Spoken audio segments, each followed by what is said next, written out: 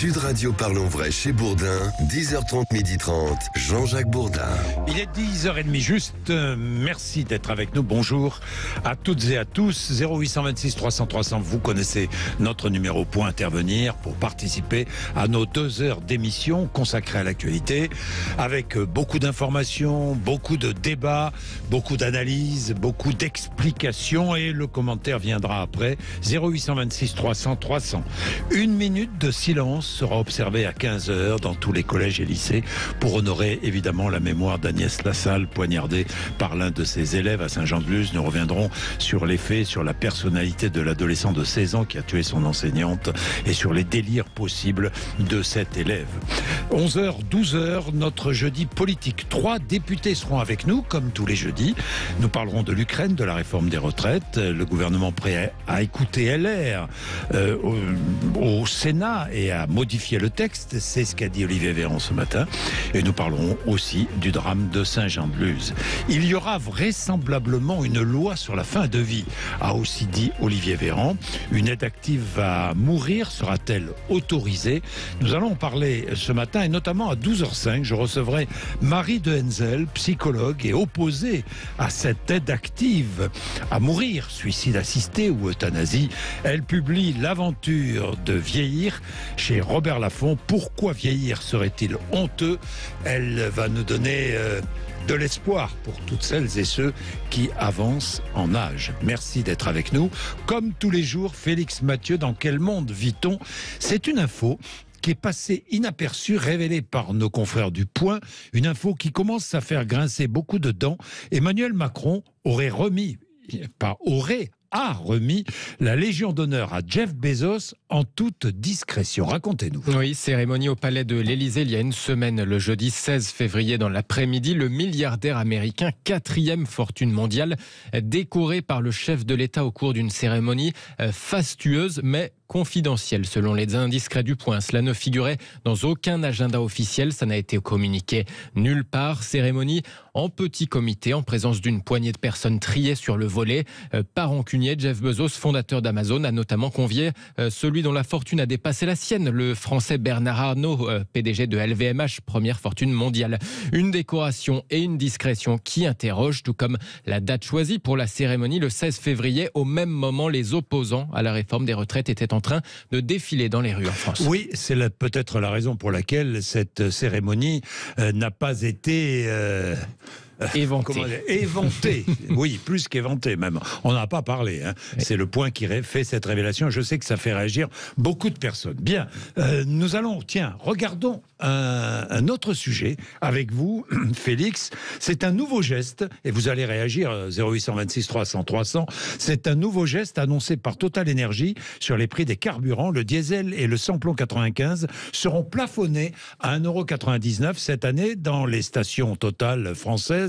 Plafonné, ça veut dire que quel que soit le prix du pétrole, eh bien, jamais le prix ne dépassera 1,99 € le litre. Et oui, c'est ça. La barre symbolique des 2 € le litre ne sera pas franchie dans les 3400 stations françaises du groupe. C'est ce qu'a annoncé hier soir le PDG de Total. La mesure ne concerne pas les produits haut de gamme, Excellium, diesel et samplon 98. Mais pour le diesel et le samplon 95, elle sera mise en œuvre dès samedi sur les autoroutes et à compter du 1er mars dans toutes les autres stations Total, soit environ un tiers de l'ensemble des 10 000 stations françaises. L'entreprise a engrangé 20,5 milliards d'euros de bénéfices l'année dernière. Total était sous pression depuis 24 heures. Emmanuel Macron lui avait demandé mardi à Rungis de faire un geste face à l'inflation engendrée notamment par l'invasion russe de l'Ukraine. Alors déjà de septembre à décembre dernier, Total Energy avait accordé des remises à la pompe de 20 puis 10 centimes dans ces stations pour un coût total de 550 millions d'euros. Notez qu'en ce moment les prix à la pompe sont nettement sous cette barre des 2 € en moyenne, mais sans cette annonce d'hier, ça aurait pu se renchérir dans les mois qui viennent sous l'effet notamment de l'embargo européen sur le gasoil russe. Il est 10h34, ça vous fait réagir évidemment, 0826 300 300. Bien, partons pour Saint-Jean-de-Luz. Cet après-midi, 15h, une minute de silence sera observé dans tous les établissements scolaires, collèges, lycées qui ne sont pas en vacances, à la mémoire de l'enseignante qui a été tuée hier par l'un de ses élèves. Elle avait 53 ans, Agnès Lassalle. Je suis avec Luc Veillé, qui est porte-parole du syndicat du privé, représentant plus d'un tiers des enseignants. Bonjour. Bonjour. Et merci d'être avec nous. Nous allons revenir sur les faits. La classe se déroulait hier matin. Agnès Lassalle était prof d'espagnol. Tout se déroulait correctement. Un élève assis au premier rang. Vous m'arrêtez si je dis des bêtises. Hein. C'est les informations dont je dispose. Alors, un élève assis au premier rang se lève calmement, en plein cours. Il se lève calmement, il fouille dans son sac, il sort un couteau, longue lame, 10 cm. 10 cm, et il s'approche de son enseignante. Et d'abord, il ferme la porte, c'est cela. Hein. Il ferme la porte de la classe. À clé, oui. Calmement, à clé. Sereinement. Il s'approche de son enseignante et il la poignarde. C'est exactement la version des faits dont nous disposons par nos délégués locaux, absolument. Par vos délégués locaux. Elle est touchée au thorax et elle décède quelques minutes après avoir été poignardée par cet élève. Voilà. Un collègue a tenté de la ranimer d'ailleurs, a fait un massage cardiaque en vain. Et ça n'a pas fonctionné. La blessure était létale dès le début. Bien. Personne, à peine, n'a crié dans la classe, parce que c'était tellement subi. Absolument. Cet élève a déverrouillé la porte, il est sorti. Que s'est-il passé ensuite? Il est allé dans la classe à côté, la salle de classe à côté. Oui. Il a rencontré le professeur, un collègue, alors je ne peux pas vous dire la discipline qu'il enseigne, mais il a rencontré un autre professeur qui a réussi à engager le dialogue avec ce jeune, a réussi à lui prendre ce couteau, et pendant ce temps, les gens ont averti bien entendu les secours et la police qui sont intervenus très rapidement, malheureusement trop tard. Malheureusement trop tard. Il est en garde à vue, évidemment. Il a 16 ans. Apparemment, d'après ce que l'on sait, bon élève. Calme, intelligent, c'est bien cela? Sans problème, comme on dit d'habitude. C'est un élève sans problème. C'est-à-dire que rien auprès de ce jeune n'avait été détecté, rien ne laissait présager une telle folie, on va le dire comme ça, un acte d'une telle barbarie. C'est quand même extrêmement violent, cet acte. Il est manifestement prémédité, puisque le jeune avait emporté un couteau de chez lui. Il a fermé la porte de la salle de classe avant d'aller poignarder sa professeure. Oui. Il avait obtenu, je crois, la mention très bien au brevet l'année dernière. Donc c'est un très bon élève, apparemment. Dans un établissement, il était nouveau dans l'établissement. Il était, d'après mes informations, effectivement, il était nouveau dans cet établissement, qui est aussi un établissement réputé sans problème. Je dis bien réputé parce qu'un établissement où il n'y a jamais de problème, je suis responsable syndical depuis 30 ans, je n'ai jamais vu d'établissement où il n'y a jamais de problème. Il y a toujours quelque chose. Et là, il n'y avait jamais de problème. Et c'est Saint-Thomas d'Aquin, cette école privée, cet établissement privé, tout fonctionnait pas. C'est un établissement très réputé, je crois. C'est un établissement très réputé, de bonne qualité. Comme on le dit, pareil, je n'aime pas trop cette expression, mais bien fréquenté, c'est un établissement qu'on qualifie de sans problème, effectivement. De sans problème. Ouais. Vous avez eu, évidemment, plusieurs enseignants qui travaillent dans cet établissement. Oui. La réaction doit être au-delà de la stupéfaction. C'est ce que je me disais hier, c'est de l'émotion. C'est d'abord, la première réaction que nous avons, nous, collègues enseignants, c'est la sidération. Oui. Mais on se dit en soi-même, mais comment est-ce qu'un acte pareil est possible? Je vais peut-être être grossier, mais comment un jeune peut-il, d'un seul coup, péter les plombs au point d'assassiner sa professeure? On est sidéré, on ne sait pas comment réagir. Après, effectivement, c'est la peine, c'est la solidarité envers la famille de cette enseignante, c'est la solidarité envers la communauté éducative de cet établissement, c'est la solidarité envers tous les élèves de cette professeure. Et bien entendu, l'esprit de corps prédomine et nous pensons très fort à cette personne et à sa famille. Et ce n'est qu'après que la colère commence à monter. Ben, évidemment. Alors nous allons recevoir ensemble dans quelques minutes Gilles Marie-Vallée, qui est pédopsychiatre, qui va essayer d'expliquer ce délire, cette poussée, cette forte poussée de délire chez cet adolescent qui donc a dit être possédé, avoir entendu des voix qui l'auraient conduit à cet acte criminel. comment expliquer cela? S'il y a une explication, je me méfie de toutes les récupérations. Vous aussi, j'imagine. Oh là là, vous avez vu oui.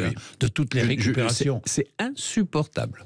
Oui. Insupportable. Je ne sais pas si c'est le lieu de le dire, mais je vais le dire quand même. Mais le spectacle que donnent certains de nos hommes politiques est absolument lamentable. Je n'arrive pas à m'expliquer comment on peut se prétendre politique responsable et récupérer un événement dramatique comme cela. Je suis profondément outré après le spectacle qu'ils ont donné pour la réforme des retraites à l'Assemblée nationale et maintenant cette récupération.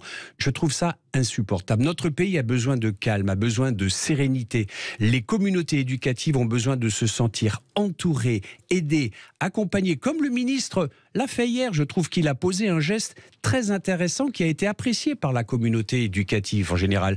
Je dis bien communauté éducative parce qu'il n'y a pas que des enseignants, il y a beaucoup d'autres personnels dans nos établissements qui sont tout aussi touchés par cette... C'est une catastrophe, c'est un drame absolu ce qui s'est passé. Je rappelle que vous êtes porte-parole du syndicat des enseignants du privé, l'un des principaux syndicats, le principal même, vous représentez le deuxième. Vous représentez plus d'un tiers des enseignants du privé. Du privé. Parce que on a toujours l'idée dans la tête que le privé est à l'abri de ce genre d'événements, mais pas plus que le public. Non, alors je tiens à m'inscrire en faux contre cette illusion. Le privé, déjà, très rapidement, ce sont 8500 établissements en France, de la maternelle au post-bac, ce sont 143 000 enseignants, ce sont 90 000 salariés de droit privé, donc des personnels d'éducation, des personnels d'entretien, de comptabilité, secrétariat. Donc c'est déjà, c'est pas petit, pardon, je veux dire, ce n'est pas rien. 2 millions de jeunes Français fréquentent l'école privée. Alors, l'enseignement privé sous contrat est à 96% de l'enseignement catholique. D'accord. Donc là, c'est un établissement enseignement catholique. C'est un établissement catholique, Jean-Baptiste de La Salle. Donc c'est une personnalité catholique. Bien, c'est une illusion de croire que parce que, et ça c'est vrai, les CSP, donc le niveau socio-économique des familles est supérieur dans le privé. Bien sûr. Puisqu'il faut payer, puisque l'État ne donne pas autant à un établissement privé sous contrat qu'à un établissement public. Il y a donc des charges qui restent justement à la charge de l'établissement et il faut bien que quelqu'un paye, ce sont les familles. Donc effectivement, de facto, il y a une espèce de sélection. Mais qui est ça ne met pas à l'abri. Ça ne met pas à l'abri, justement. Un enseignant, un élève, du privé est un élève comme un élève du public. On a des pathologies, on a des élèves qui ont des problèmes psychologiques, psychiatriques, des problèmes à la maison. Alors, je ne vais pas me lancer dans des statistiques, de toute façon, je ne les connais pas et ça ne veut en général rien dire. Mais oui, il y a, je l'ai dit en début d'entretien, un établissement zéro problème, ça n'existe pas. On est dans la société. L'école est un pan de notre société. Alors, je suis allé voir un peu dans les années précédentes ce qui s'était passé. En juillet 2014, une institutrice de 34 ans avait été poignardée par la mère d'un élève, poignardée à mort. Ça s'était passé dans une école d'Albi. Et puis, plus haut, encore dans le temps, en août 1996, un professeur d'anglais se promenait à Dax pendant la feria, 51 ans. Il avait été tué par l'un de ses élèves recalés au baccalauréat. Nathalie, bonjour. Bonjour. Vous êtes professeur d'anglais dans un lycée, évidemment choqué par ce qui s'est passé et la mort de votre collègue. Vous en avez beaucoup parlé avec vos collègues? Oui, absolument, dès hier soir, par SMS ou par WhatsApp, oui. Que vous disiez-vous? On a un deuxième coup de massue, on a eu le coup de massue de Samuel Paty que nous n'avons pas du tout digéré, on ne s'en est pas remis, on a ce deuxième coup de massue. Je suis d'accord pour dire que l'enseignement privé n'est plus un sanctuaire dans le sanctuaire, c'est terminé. Mais j'espère, je vais scruter, j'espère que l'enseignement catholique, c'est-à-dire les dirigeants de l'enseignement catholique vont réagir. Je n'ai pas trouvé de réaction très vive. Mais quelle réaction, Nathalie, attendez-vous? Parce que et la comparaison avec Samuel Paty ne me paraît pas être la bonne. Je vous le dis sincèrement. Alors, elle n'est pas la bonne. Si vous voulez, ça concerne un collègue. Oui, ça et ça concerne de la violence. Je ne parle pas des fondements. Je parle de la violence. Parce que les raisons On ne connaît pas encore les raisons qui ont guidé, enfin s'il y a raison, je parle pas ou des raisons, raisons ouais. d'ailleurs, qui a guidé l'enfant, l'adolescent de Saint-Jean-de-Luz. Voilà. Je ne parle pas des raisons qui ont guidé, je parle du fait en fait, Oui. de la conséquence. Donc on s'en est pas remis. Cette fois-ci, on est sidéré. Certes, il y a eu le discours de notre ministre de l'Éducation nationale. À mon sens, oui, bon, fondamental, mais cafouilleux. Oui, mais c'est pas le sujet, Nathalie. Qui ne rassure pas trop. Mais c'est pas le sujet. Qu'est-ce que vous vouliez dire au fond? Que nous sommes, j'espère qu'on va passer aux actes. C'est-à-dire? Parce que le Covid, je pense que le Covid, le marasme économique, sans s'en rendre compte, a perturbé nos élèves. Et que... mais les actes, qu'attendez-vous alors, Nathalie? Des actes forts, c'est-à-dire des psychologues dans les établissements, des médecins scolaires, oui, des suivis, des classes allégées, peut-être plus de temps pour nos élèves. On ne favorise pas nos élèves en les mettant à 35 par classe. Voilà, c'est du bétail qu'on passe d'année en année, de niveau en niveau. Même dans un établissement privé comme celui-là, Nathalie? Surtout, puisqu'en fin de compte, on vous l'a expliqué, je viens d'entendre M. Villiers, qui vous dit qu'en fin de compte, il y a des charges, des restes à charge pour un établissement privé. Donc il faut bien que ce reste à charge soit payé. Donc on remplit les classes. Est-ce que dans cet établissement, les classes étaient remplies? Est-ce que c'est l'une des raisons de ce geste? Je ne sais pas, mais vous avez raison de souligner ces manques et ces pistes à améliorer, Nathalie, évidemment. C'est-à-dire que ce n'est plus un sanctuaire. Dans le sanctuaire, ça vous a très bien été expliqué. Le privé sous contrat n'est plus ce qu'il était. Et puis, j'espère qu'il n'y aura pas une omerta dans une omerta. C'est-à-dire? Je pense on voit bien qu'il y a des choses qui ne collent pas dans les établissements privés sous contrat, comme partout ailleurs. J'ai l'impression que le déni est plus grand. Mais là, il n'y a pas de déni, j'espère. Nathalie. Il n'y a aucun déni. Je sais pas. Bon. Merci, Nathalie, dans tous les cas, d'être intervenue. Qu'est-ce que vous voulez ajouter? Vous avez entendu, Nathalie? Oui, j'ai bien entendu. Ça vous fait réagir, je le sens. Ça me fait un peu réagir. Bon, là où je vais aller dans le sens de Nathalie, si vous voulez, c'est qu'il est fondamental qu'il y ait plus de présence adulte dans nos établissements. Oui. Les jeunes... Allez, c'est peut-être un lieu commun que je vais sortir là, mais il y a de plus en plus de violence dans notre société, il y a de plus en plus d'agressivité. On refuse de moins en moins la moindre contrariété et on se met tout de suite en colère. Et il ne faut pas croire que ça n'atteint pas les établissements privés, ce serait idiot de croire une chose pareille. Et donc, il faut des personnels formés à la médiation, il faut des personnels formés à la gestion de la violence et de l'agressivité. Et effectivement... On a parfois l'impression que l'éducation nationale est gérée par Bercy et qu'on nous oppose régulièrement, oui, mais ça coûte cher. Oui, ça coûte cher, mais il faut que... Mais je ne voudrais pas récupérer cette catastrophe. Exactement. Il n'est pas question pour nous, et ça j'y tiens absolument à ce que nous fassions de la récupération. Je suis d'accord. Nous ne savons pas ce qui a guidé cet élève de 16 ans. Et puis je voudrais préciser aussi que le risque zéro n'existe pas dans notre société. Absolument. Qu'on le veuille ou pas, il faut savoir l'accepter. Il est 10h48. Tiens, dans un instant, Gilles-Marie Vallée, pédopsychiatre, est avec nous. Bourdin. Bien, nous sommes toujours avec Luc Veillé, porte-parole du syndicat SPELC, qui est le syndicat du privé représentant plus d'un tiers des enseignants. Luc Veillé, une question simple, des portiques, parce qu'il a introduit un couteau, des portiques à l'entrée des établissements scolaires, collèges et lycées. Alors très honnêtement, j'y crois pas une seconde. Déjà, il faudrait installer un portique devant chaque établissement scolaire, devant chaque entrée de chaque établissement scolaire. Oui. Il faudrait faire passer tous les élèves sous ce portique, et peut-être les personnels aussi, d'ailleurs, on ne sait pas. Avec quelqu'un qui surveille la réaction du portique, non, c'est inenvisageable. L'école doit être sanctuarisée, mais l'école n'est pas une citadelle. On ne peut pas s'amuser à un jeu pareil. Oui. De toute façon, c'est ingérable. C'est ingérable. Bien, nous sommes avec Gilles-Marie Vallée, qui est pédopsychiatre. Bonjour. Oui, bonjour. Merci d'être avec nous, Gilles-Marie Vallée, parce que je voudrais... alors évidemment, pas de conclusion hâtive, vous ne le ferez pas, je le sais. Hein, vous êtes comme moi, vous n'aimez pas le conditionnel. Mais... Tout à fait. Bon, 16 ans, simplement, nous avons des faits. Oui. Nous savons quoi?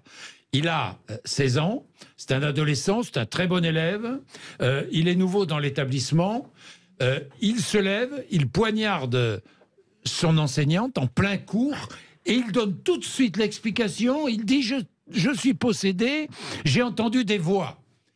Vous, pédopsychiatre, comment analysez-vous ce comportement?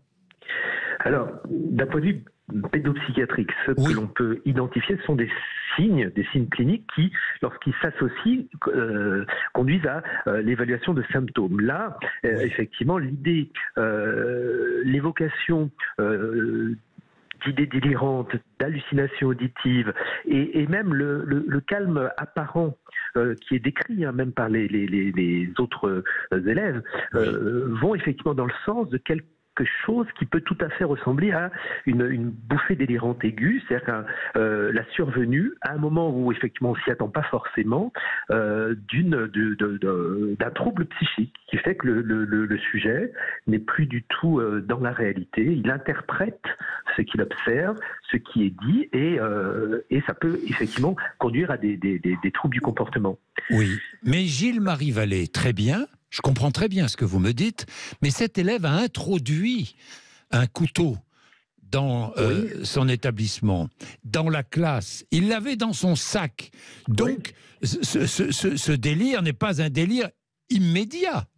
Tout à fait. Alors, c'est vrai que dans la définition du trouble aigu, de la bouffée délirante aiguë, cette notion de subite, c'est dans l'identification du passage à l'acte et surtout par rapport au fait qu'il n'y a pas a priori d'antécédent. Mais dans les faits, ce que l'on observe, c'est que bien souvent, il y a un délire sous-jacent qui se développe progressivement et qui va être alimenté au fur et à mesure par l'interprétation. Donc c'est pas une bouffée si c'est un délire sous-jacent. Alors, toute la subtilité des termes, c'est que bouffer délirante veut dire que c'est quelque chose qui évolue depuis quelques semaines, parfois quelques mois, à la différence, par exemple, d'une schizophrénie qui, elle, évolue sur des années. Je comprends. Voilà. Mais il est tout à fait envisageable que, enfin, en tout cas, ce que l'on observe, ce que je peux observer même par rapport à des jeunes qui sont hospitalisés sur l'établissement que je dirige, c'est que précédemment, on observe des nuits d'insomnie au cours desquelles, effectivement, le sujet peut tout à fait élaborer tout un plan d'action pour comment dire, aller dans le sens de son délire. Est-ce qu'il y a des signes, Gilles-Marie Vallée, est-ce qu'il y a des signes annonciateurs de ces bouffées de délire ? Alors, il va y avoir effectivement des signes annonciateurs et qui peuvent être repérés, mais par des gens expérimentés. Et c'est pour ça que je rejoins vos intervenants qui disaient la nécessité d'infirmiers ou de médecins scolaires. Les signes annonciateurs, c'est par exemple le développement d'une angoisse, un changement de comportement, un sujet qui devient méfiant, qui reclus, et puis surtout, bien souvent, il y a des troubles du sommeil très importants. C'est-à-dire que au bout le sujet se met à ne plus dormir la nuit parce qu'il est agité par des ruminations, c'est-à-dire le fait qu'il va son délire et puis parfois des hallucinations qui sont associées font qu'effectivement il ne dort plus, il est bizarre, il est donc il y a quand même des éléments qu'on peut repérer. Oui, il y a des éléments qu'on peut repérer et que les parents peuvent repérer, que la communauté éducative peut repérer, mais le risque zéro, encore une fois, j'en reviens à ce que je disais, n'existe pas. Gilles-Marie Vallée. Alors, le risque zéro n'existe pas, et ce qu'il faut dire, c'est qu'effectivement, le passage à l'acte reste quand même rarissime, exceptionnel. C'est-à-dire que bien souvent, ce que l'on a davantage observé, c'est de la réclusion. C'est plutôt des jeunes qui vont avoir tendance à s'isoler, à rester dans leur monde. C'est plutôt des jeunes qui, effectivement, vont, du fait des troubles anxieux, que ça va favoriser plutôt un absentéisme scolaire ou une phobie. Le passage à l'acte reste quand même exceptionnel, heureusement. Heureusement. Merci beaucoup, Gilles-Marie Vallée. Merci, pédopsychiatre. Merci. Que pensez-vous de tout cela, Luc Veillé? Vous venez d'écouter calmement ce qu'a dit le pédopsychiatre que nous venons d'interroger. Oui, alors je ne suis pas psychiatre ni donc on ne sait pas tout encore. Voilà, une fois. c'est ça, on ne sait donc, pas tout. Il faut attendre. Il est interrogé. Il va être interrogé longuement. Hein, et ses parents vont être interrogés. Ses condisciples vont être interrogés. Absolument. Ses enseignants vont être interrogés sur son comportement les jours, les mois, les semaines précédant le drame. Tout à fait. Mais si vous voulez, la seule réserve que je pourrais avoir sur ce qu'a dit le pédopsychiatre, que je respecte infiniment, je veux dire, c'est pas la question, c'est que personne n'avait jamais rien vu. Ni ses camarades de classe, ni ses professeurs. D'après les témoignages que nous avons, les remontées que nous avons locales. Vous avez eu au téléphone mes délégués, enfin nos délégués sur le terrain. Alors, ça, je ne saurais pas vous le promettre. Hein. Je ne dis pas de choses qui ne sont pas certaines. Mais sur le terrain, dans le département à Saint-Jean-de-Luz. Tout à fait, qui était en contact. Et en tout cas, et même aucun média, parce que vous doutez bien que j'écoute tout ça très attentivement, aucun média, aucun témoignage, même interne à l'établissement, ne mentionnait le moindre signe avant-coureur. C'est vrai. C'est là qu'on est surtout vraiment pris de sidération absolue, parce que ça vous tombe dessus comme un rocher en montagne, quoi. Je veux dire, vous le prenez en pleine figure, on va le dire comme ça. Merci, Luc Veillé, d'être venu nous voir ce matin. Il n'y a pas de quoi, monsieur Sud Radio, pour merci de m'avoir reçu. Encore une fois, savoir et comprendre, hein, et non pas juger ni commenter hâtivement. Savoir et comprendre. Des explications, chercher des explications, toujours. Il est 10h58, entre 11h et midi. C'est jeudi politique, vous le savez, nous sommes jeudi, nous recevons 3 députés.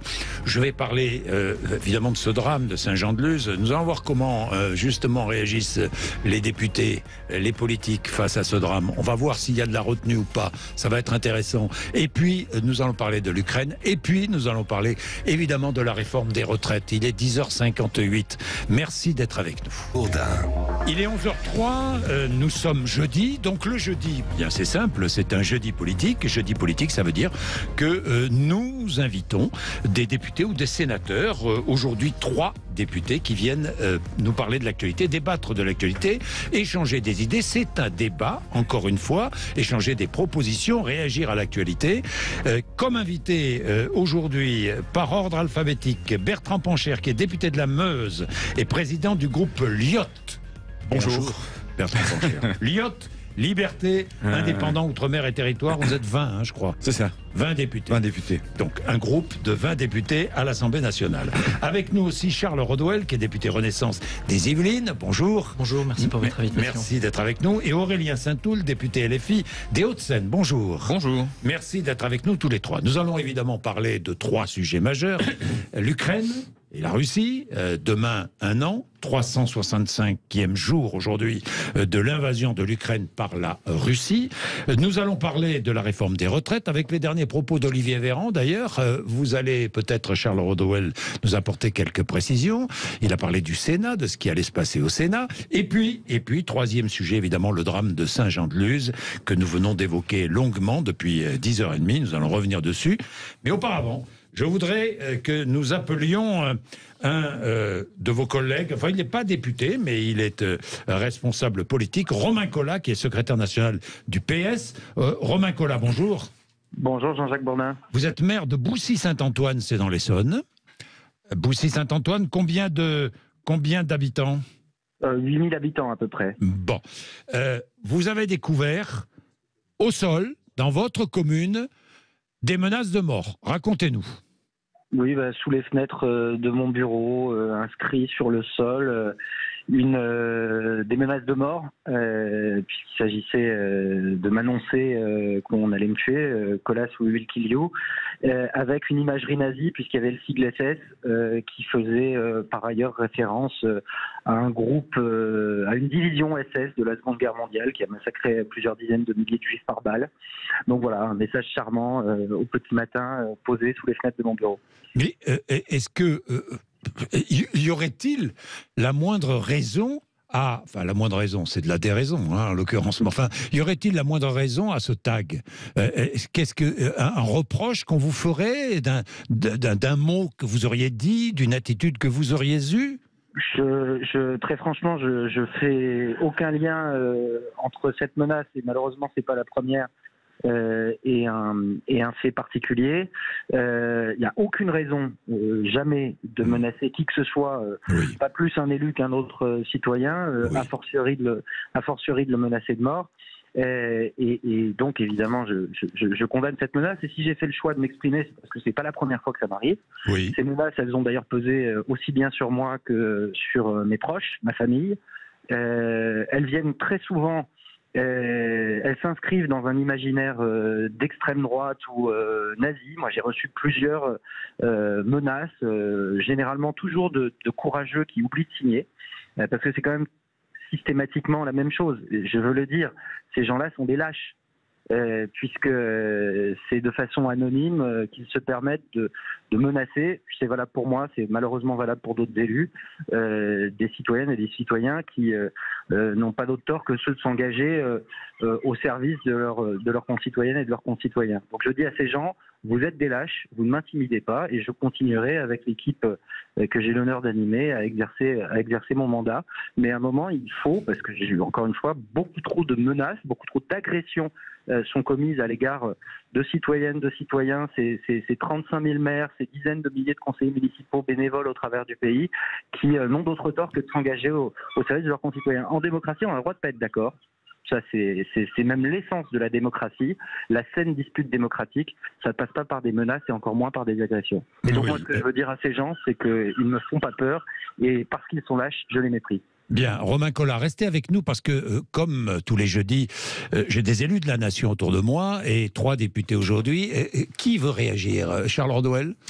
Moi, j'apporte un soutien indéfectible à mon collègue qui s'exprime ce matin. Oui. On peut avoir des désaccords politiques, profonds, tant en termes politique nationale que local. Mais tomber dans la violence est absolument inacceptable. Je pense notamment aux dizaines, voire aux centaines de maires et d'élus municipaux, d'élus locaux, qui consacrent jour et nuit, 7 jours sur 7, à leur mandat, à leurs concitoyens, à bâtir un esprit communal ou municipal, qui se font menacer, parfois tous les jours, à la fois dans la réalité et sur les réseaux sociaux.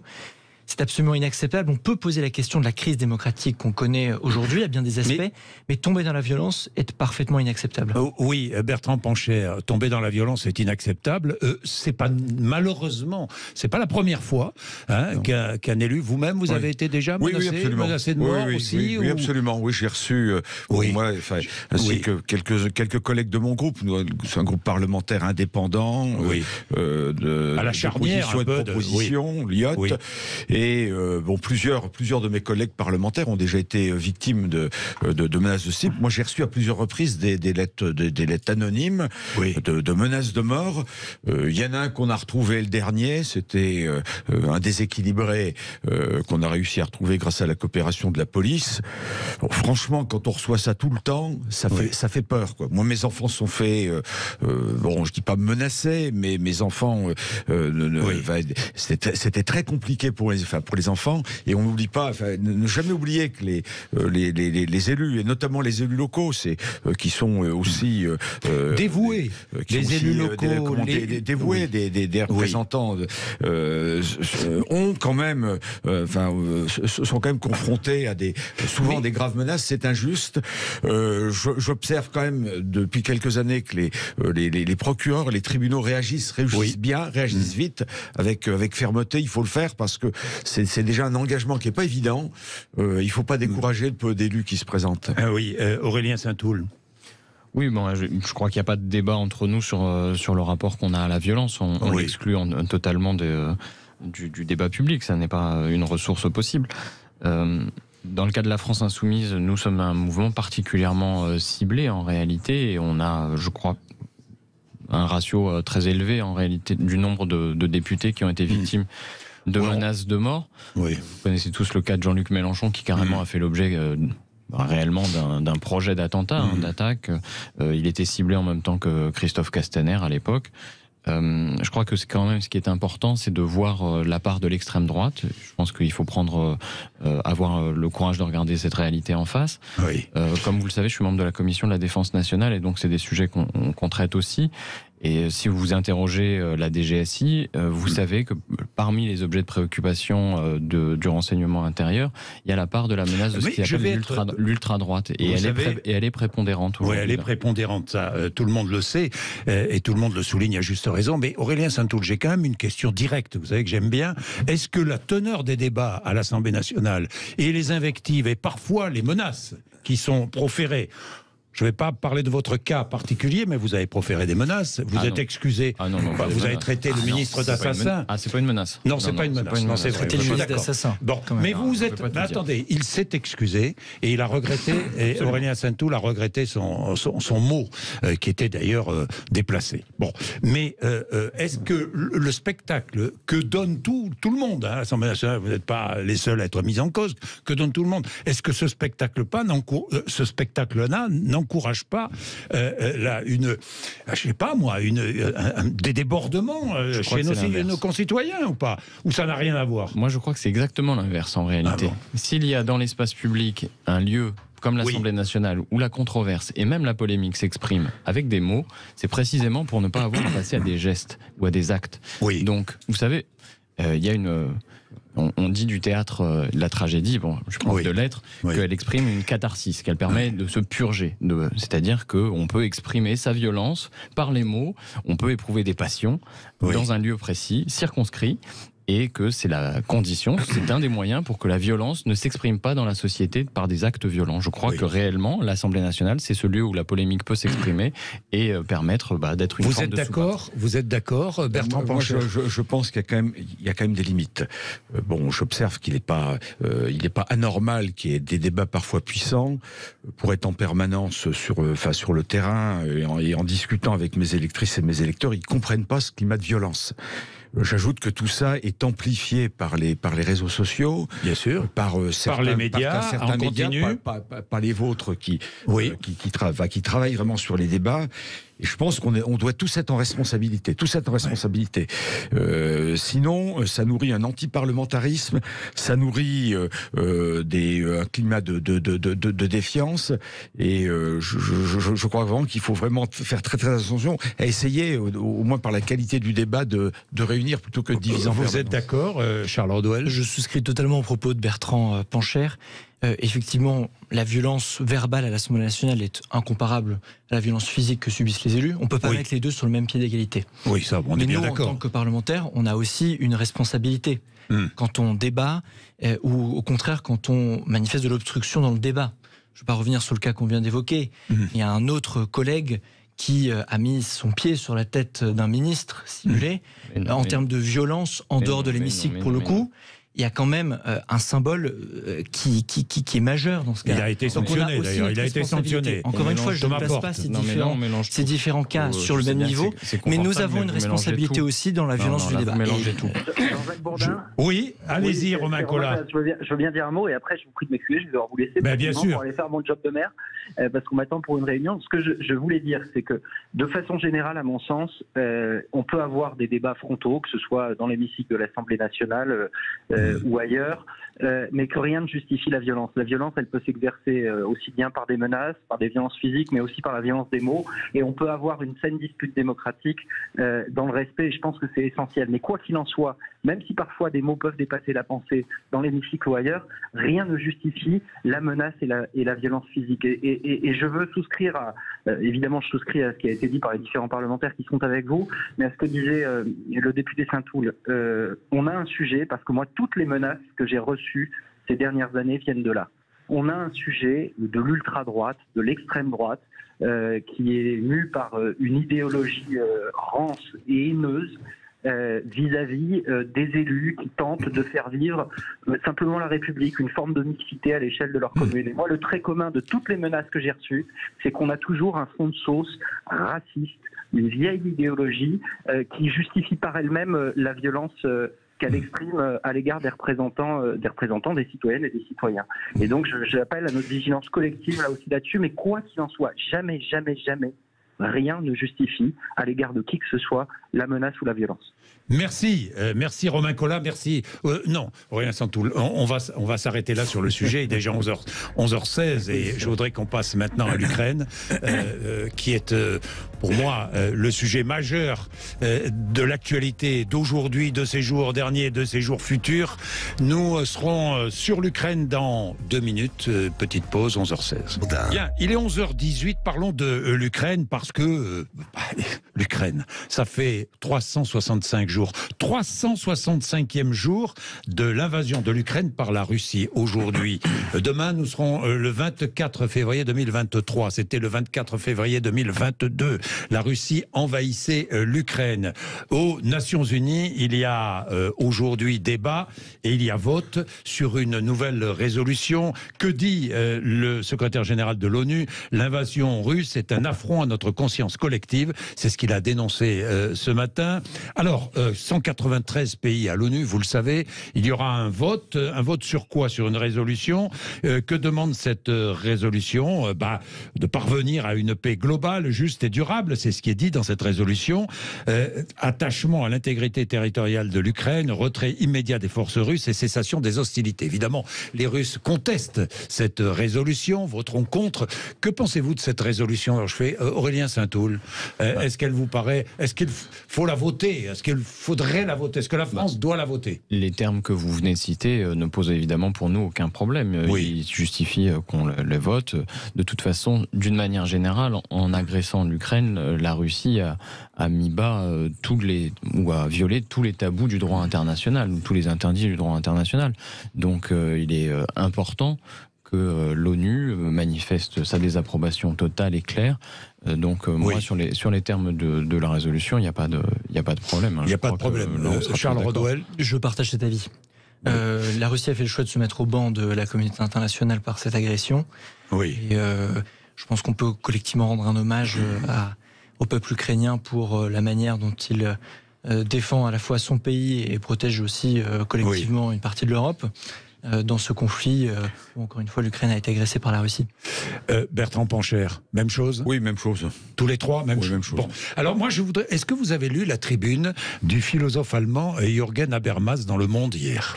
Si vous l'avez lu, je trouve que c'est formidable comme réflexion. Hein.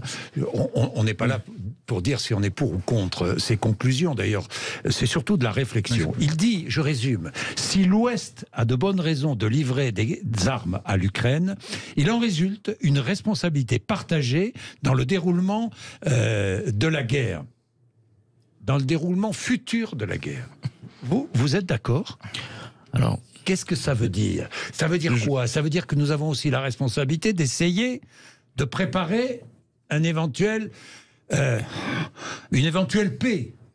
Alors c'est un sujet compliqué parce que je crois qu'un responsable politique français ne devrait pas accepter d'emblée de penser le monde en termes de camp occidental ou oriental. Voilà. Donc ça, c'est la première des précautions, à mon avis, il faut prendre. Ça ne signifie pas pour autant qu'aujourd'hui, il n'y a pas une forme de coalition au soutien de l'Ukraine. Mais je crois que les mots sont importants et que Habermas aurait à tort, en l'occurrence, de parler d'Occident face à une espèce d'Orient que serait la Russie. Premier point. Le deuxième point, c'est qu'effectivement, dans la mesure où nous avons décidé d'apporter un soutien clair à l'Ukraine, nous avons aussi une forme de responsabilité à travailler à la résolution du conflit. Donc, de ce point de vue-là, en revanche, je donnerai mon accord à Habermas. Maintenant, il faut définir les termes. Et il est clair qu'il y a un droit imprescriptible d'un peuple à se défendre. Et dans ce cas précis, il est évident que nous n'avons pas toutes les cartes en main pour définir quelles sont les conditions de la paix. Oui, aujourd'hui, personne ne peut ou ne veut arrêter cette guerre. Est-ce que vous pensez que personne ne peut ou ne veut arrêter cette guerre aujourd'hui, Bertrand Pancher? D'abord, moi, je suis convaincu que personne ne peut arrêter la guerre. C'est un combat des démocraties, c'est un combat de la liberté contre les dictatures, contre les corruptions, et vous ajoutez que les montées en puissance des velléités de la Russie plus la Chine, si on ne se défend pas, si on n'aide pas l'Ukraine, c'est à terme l'Europe et toute notre conception de l'humanisme. L'Europe est en danger, Bertrand Pancher? Évidemment, l'Europe est en danger. L'Europe est en danger. Ça sera demain la Moldavie, ça sera ensuite les républiques baltes, et puis la Pologne, notre autorité partout sur toutes les autres démocraties. On nous regarde regarde. On nous regarde. Le monde nous regarde. Charles Rodwell. Moi, j'aimerais vous faire une réponse en 2 niveaux. Sur le conflit, d'abord lui-même. Oui. Pour trouver la paix, il faut entretenir et conserver le rapport de force et vaincre militairement la Russie sur le sol ukrainien. Une paix est impossible sans victoire militaire, d'un côté ou de l'autre. Ce qui est sûr, c'est que sur ce cas-là, il y a un pays agresseur et un pays agressé. Oui, il faut que le pays agresseur soit vaincu militairement sur le sol ukrainien pour... Sur le sol ukrainien. Parole soit pour la paix. Le deuxième niveau sur lequel je voudrais m'exprimer, c'est la question de la place des pays européens dans le monde au XXIe siècle. On sent depuis une décennie, peut-être plus, une recomposition de la géopolitique mondiale, avec l'émergence qui existait déjà, mais l'émergence de 2 hyperpuissances dans le monde, économique, démographique, technologique, politique, les États-Unis et la Chine. On a des acteurs, des puissances régionales qui croient avoir une vocation mondiale, la Russie notamment. La question qu'on doit se poser collectivement entre pays européens, c'est notre place au XXIe siècle dans ce monde. Moi, vous savez, je ne suis pas un Européen utopique. Je suis vraiment un Européen pragmatique. Savoir que tout en conservant nos souverainetés nationales qui sont millénaires, il faut qu'on se pose collectivement la question de comment est-ce qu'on conserve notre indépendance et notre liberté de choisir en tant que pays européen. Et c'est la raison pour laquelle je salue depuis notamment la fin de la crise Covid les avancées économiques et, il faut bien le dire, les avancées politiques, des accords communs qu'ont su trouver les pays européens pour bâtir cette indépendance européenne au XXIe siècle. Aurélien Saint-Toul. Alors, moi j'ai des réserves vis-à-vis de ce que viennent de dire mes 2 collègues. D'abord sur la notion de combat des démocraties. Je crois que c'est une façon exagérée, voire un peu un slogan, parce que... Il n'y a pas d'un côté le régime autocratique de Vladimir Poutine, un régime impérialiste, je dirais, et de l'autre côté la défense de nos démocraties plus ou moins éclairées, je crois qu'il y a un risque à formuler les problèmes en termes de régime et de camp du bien et du mal d'une certaine façon. On va vers la simplification et il y a un danger analytique, on ne parle pas de la bonne chose, et puis il y a un problème de crédibilité internationale, parce que évidemment nos propres pays, la France mais bien d'autres, nos alliés, sont loin d'être exempts de reproches dans leurs alliances avec des dictatures. Ou dans le passé, ou leur intervention dans le passé. Etc. Donc je crois qu'il faut être prudent quand on emploie ce genre d'expression, parce que on prête le flanc à des critiques qui seront fondées, légitimes sur la scène internationale et qui nous affaiblissent durablement. Et on le voit quand on parle de résolution à l'ONU, la question qui va se poser, c'est qui va la voter? Pourquoi? Et est-ce que nos amis, y compris de démocratie, disons des démocraties imparfaites ou incomplètes ou jeunes, sont prêts à ne pas voter ces résolutions? Il faut se garder donc de trop schématiser. Et puis de la même façon, c'est peut-être un point de détail, mais Charles Rodwell nous parle de souveraineté nationale millénaire. Quand on parle d'Europe, je dis non, du point de vue analytique, on n'est pas juste là. La Pologne, ce n'est pas un pays qui a une souveraineté nationale millénaire. Voilà, donc il faut se garder de schémas, même l'Allemagne. L'État-nation allemand, c'est une création du 19e siècle. Non, moi je voudrais répondre sur ce point. Il faut se méfier et pas aller... C'est un peu facile, quoi. Non, mais je suis content que vous me demandiez de préciser mon propos. Moi je crois fondamentalement que le 21e siècle va être bâti sur des conflits à multidimensions, militaires mais aussi économiques et technologiques. Et moi je suis convaincu qu'au 21e siècle, il n'y aura pas de liberté et d'indépendance politique sans indépendance technologique. C'est ce que sont en train de bâtir les États-Unis, c'est ce que sont en train de bâtir la Chine, et c'est ce que les pays européens ensemble, tout en conservant la souveraineté nationale de chaque pays. Et ce que je voulais dire, c'est que chaque pays a une histoire millénaire en Europe, contrairement à beaucoup d'autres nations qui existent aujourd'hui sur d'autres continents. Et simplement, la condition même de notre indépendance politique en tant que pays européen va dépendre en grande partie de l'indépendance technologique et de l'indépendance économique qu'on est capable de bâtir. Et je crois vraiment que la coopération entre les pays européens est une condition absolue pour atteindre ce degré d'indépendance. Condition absolue, Aurélien Saint-Toul ? Là, on a un sujet vraiment intéressant et qui peut nous rapprocher. On en avait déjà parlé sur votre plateau, on avait parlé des GAFAM et du risque que représentaient les GAFAM pour la souveraineté des États. Je crois qu'on a un point qui peut nous faire converger. Je serais un peu plus prudent. Moi, je travaille par exemple sur la guerre des fonds marins et sur le sabotage des câbles. Donc, vous voyez, c'est un sujet qui est important, qui intéresse. Il y a un enjeu de coopération. De là à dire que c'est un enjeu de souveraineté au niveau européen, là, je ne vais pas être d'accord. Je crois que la souveraineté, elle se pense au niveau national, qu'il y a un enjeu de coopération, mais qu'il faut aussi, du coup, ne pas nourrir d'illusions à l'égard de nos amis, et en particulier américains, ne pas s'imaginer que les GAFAM sont nos amis. Et vous voyez, aujourd'hui, on apprend par exemple que Jeff Bezos, le PDG d'Amazon, a reçu la Légion d'honneur du président de la République en toute discrétion. Là, il me semble qu'il y a une espèce de deux poids, deux mesures, ou en tout cas, il y a une incohérence dans le propos global chez LREM. Franchement, voilà. Non, que Jeff Bezos reçoive la Légion d'honneur discrètement le 16 février, le jour où il y avait une manifestation contre la réforme des retraites, sans que ça ait été diffusé. Oui. Certes, Jeff Bezos reçoit la Légion d'honneur du président de la République. Mais à quel titre ? Et je dois vous dire qu'en même temps, si vous me passez le terme, le président de la République et notre majorité ont été les premiers à légiférer sur une régulation massive des GAFAM depuis 2017. D'accord, mais à quel titre la Légion d'honneur pour Jeff Bezos ? Moi, j'aimerais savoir. Amazon a bénéficié d'une exemption de la loi sur la loi climat en 2021, par exemple.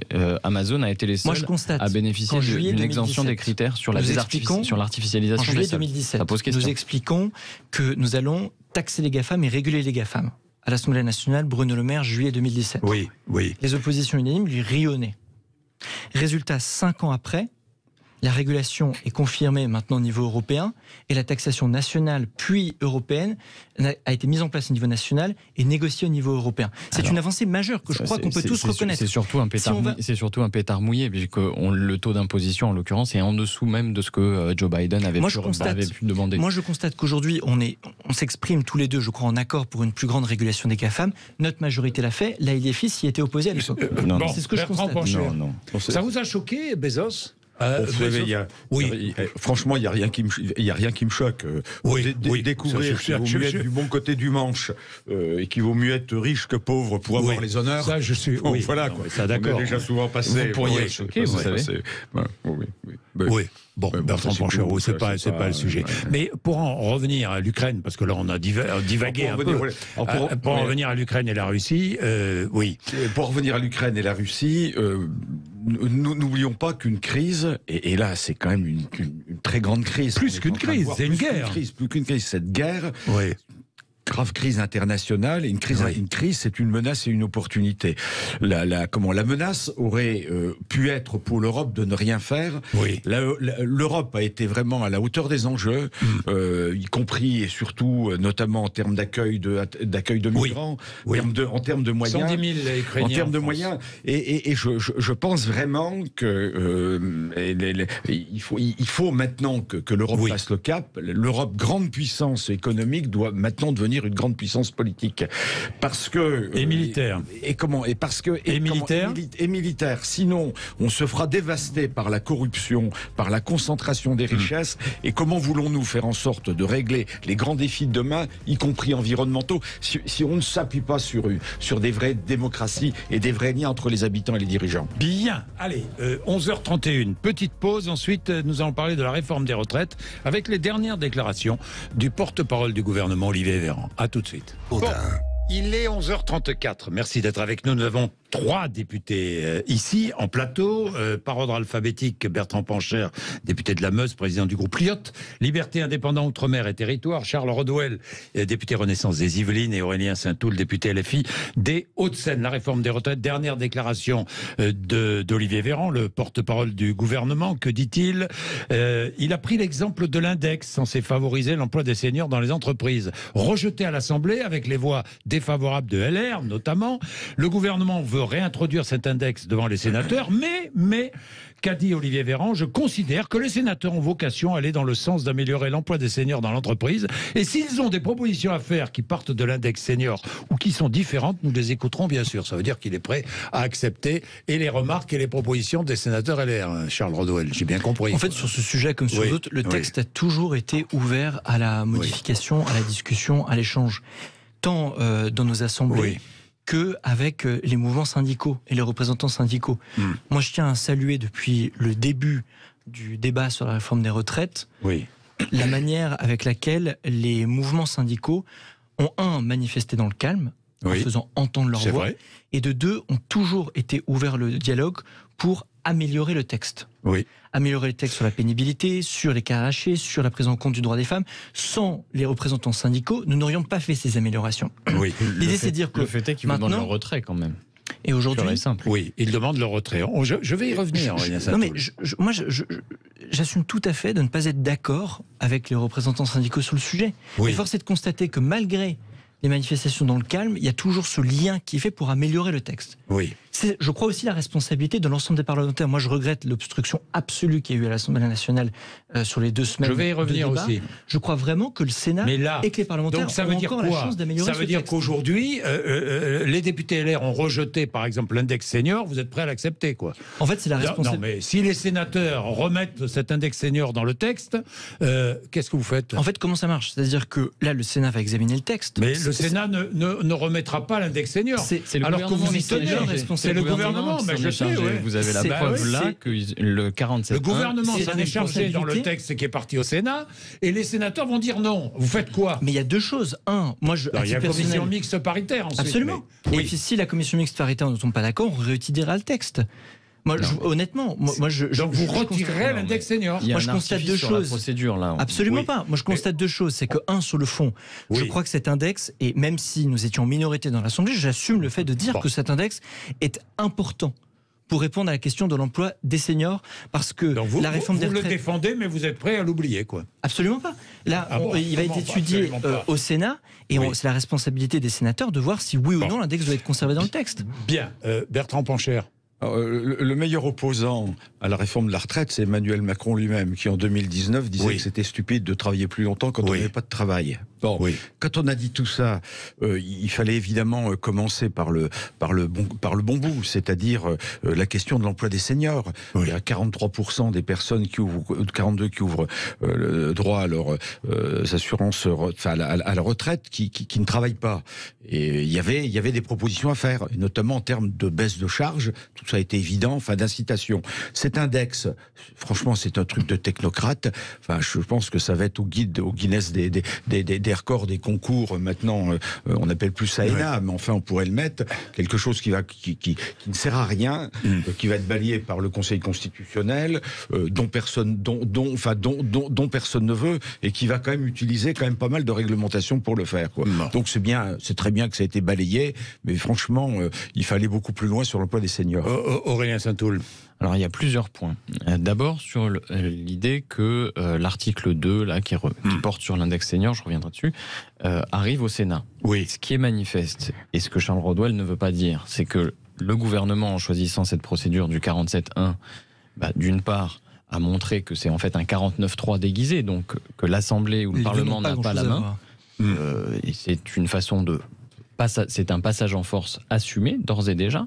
Donc, il n'est pas vrai que la décision se fera à l'Assemblée ou au Sénat. En réalité, le gouvernement a l'intention de prendre des ordonnances si le temps est épuisé. Je rappelle ce qui va se passer. Le texte va être débattu au Sénat. Ensuite, il y aura une commission mixte paritaire. Absolument. Et ensuite, le texte reviendra à l'Assemblée nationale. Et puis, nous verrons, quoi. Alors, oui et non, parce qu'en fonction du délai, le gouvernement aura la possibilité de prendre des ordonnances. 50 jours en tout. Et ce qui est important... 26 mars, c'est ça, non? C'est ça. 26 mars, ce qui compte, c'est que sur cette procédure, je reviens quand même dessus, c'est que le gouvernement a choisi de présenter au Sénat, non pas le texte tel qu'il a été évoqué à l'Assemblée nationale, c'est-à-dire privé de l'article 2. Il a mis devant le Sénat le texte initial avec quelques-uns des amendements qui ont été acceptés. Mais il a remis l'article 2. Mais nous verrons ce que dira le Sénat. Ça prouve bien. Ce qui est quand même important, c'est que le gouvernement s'assoit sur les délibérations de l'Assemblée nationale. Mais le Sénat existe aussi, Aurélien Saint-Toul. Mais bien sûr. Il a le devoir aussi d'amender le texte, de modifier le texte. Mais si le Sénat avait la volonté de réintroduire l'article 2, les sénateurs du groupe LREM auraient la possibilité de le faire par eux-mêmes. Le gouvernement a choisi de considérer que la version de travail, c'est celle qui compte l'article 2. Mais tout ça, c'est un peu... Moi, j'aimerais juste qu'on revienne sur la version de travail. Mais non, mais c'est important parce que si on nous explique qu'on voulait débattre... Nous aurions aimé débattre... Alors, tout le monde voulait débattre, et finalement, il n'y a pas eu de débat. Vous voyez que les dés sont pipés. Alors, oui, les dés sont pipés. Mais moi, je me mets à la place... Je me mets à la place, et je vais en parler avec Bertrand Pancher, je me mets à la place de celles et ceux qui ont suivi cette réforme des retraites. Et notamment de ceux qui sont dans la rue et qui contestent cette réforme et qui voulaient un débat. Et ils l'ont eu, tout le monde dit qu'il n'y a pas eu de débat. Tout le monde regrette qu'il n'y a pas eu de débat, se rejetant la faute, les uns les autres se rejetant la faute. Comment ? On a appris des tas de choses dans ce débat. Oui, non, mais d'accord. Mais vous dites en même temps, on a appris des débat, et vous dites aussi, on n'a pas eu de débat. Mais vous faites comme si... Non, je dis pas qu'on a pas eu de débat. Attendez, vous faites comme si l'Assemblée nationale était un endroit où... Vous croyez vraiment qu'il y a eu un débat à la hauteur des enjeux, à la hauteur, franchement. Vraiment ? Est-ce que le débat était à la hauteur ? Alors, moi, ce que je vous dis, c'est vendredi soir, les images... Le cœur de la réforme, c'est le passage de 62 à 64 ans, et ça, tout le monde l'a compris. Ensuite, si vous rentrez dans le détail... Vous n'avez pas parlé à l'Assemblée. Bien sûr que si. Il a fallu acculer... L'article n'a pas été débattu. Écoutez, tout le monde comprend que c'est l'enjeu central et c'est la raison pour laquelle l'intersyndicale, la totalité des syndicats de ce pays, demande le retrait global du texte. Bon, attendez. Puisque vous parlez de la totalité de l'intersyndicale, sur ces 10 jours, ce qui est intéressant, c'est qu'il a fallu acculer le gouvernement pour l'obliger à dire la vérité. À dire la vérité sur 43 ou 44 annuités de cotisation pour les carrières longues. C'est l'effort là de LR notamment. À dire la vérité sur les 1200 euros. Non. Écoutez, permettez-moi, je vous explique simplement. On va pas entrer dans le détail. Expliquez-nous. Vous voyez, le problème, c'est que le diable est dans les détails. Oui, je suis en situation de vous expliquer. Parce que dans l'hémicycle, si vous voulez, quand vous avez un ministre qui refuse de vous répondre sur les 1200 euros, par exemple, eh bien, vous êtes obligé. Ça, c'est vrai que le gouvernement d'exercer une pression sur lui. Oui, non, mais aujourd'hui, elle n'était pas au départ. 40 000 bénéficiaires pour tous les salariés. D'accord, on est d'accord. Ne mélangeons pas tout. Moi, je voudrais quand même ajouter Aurélien Saint-Toul. Quelque chose. Oui, Aurélien Saint-Toul. Ce que je veux dire, c'est que tout le monde regrette qu'il n'y ait pas eu de débat, et notamment les opposants. Mais pardon, Bernard Cazeneuve, la stratégie démagogique de confrontation de la France insoumise fabrique des votes d'extrême droite en quantité. Bernard Cazeneuve, Jean-Jacques Bourdin, Philippe Martinez. Vous pouvez citer Philippe Martinez et Laurent Berger. Laissez-moi finir. Mais retirez la réforme et vous serez d'accord avec Philippe Martinez et Laurent Berger. Philippe Martinez, qui reproche à LFI de vouloir s'approprier le mouvement social pour faire passer les syndicats au second plan. Il a regretté l'obstruction à l'Assemblée nationale. Absolument. Même remarque de Fabien Roussel, même remarque de Laurent Berger, qui fustige le comportement de certains députés. Aurélien Saint-Toul, spectacle indigne et honteux à l'Assemblée nationale. Voilà ce qu'il dit. Absolument. Bertrand Pancher. En l'occurrence, c'est un des épisodes les plus désastreux pour notre démocratie. Ce qu'on vient de vivre sur la réforme des retraites. Il y a trois responsables. Il y a trois responsables. Je l'ai dénoncé vendredi soir à 2h du matin après la motion de censure du RN. Oui. Premier responsable, c'est le président Macron. C'est une loi de ce type aussi importante, avec un dialogue tel qu'il a été mené, des responsables syndicaux me disant mais il y a tas de sujets qui n'ont pas été abordés, une analyse d'impact qui était quand même franchement très médiocre, et se donner aussi peu de temps pour discuter d'un texte aussi important.